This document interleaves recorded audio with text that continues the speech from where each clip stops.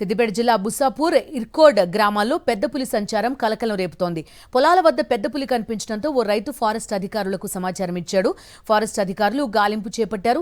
పొలాల్లో పెద్ద పులి పాద ముద్రలను గుర్తించారు. ట్రాప్ కెమెరాలు కూడా ఏర్పాటు చేశారు. ప్రజలంతా అప్రమత్తంగా ఉండాలని, రాత్రి సమయంలో ఒంటరిగా బయటకు వెళ్లొద్దని సూచించారు ఫారెస్ట్ అధికారులు. సిద్దిపేట బార్డర్లో ఒక అనుమానాస్పదంగా చిరుతపులి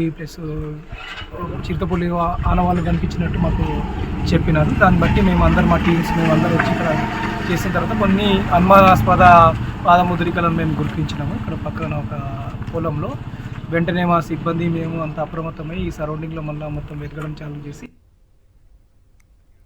సిద్దిపేట బార్డర్లో ఒక అనుమానాస్పదంగా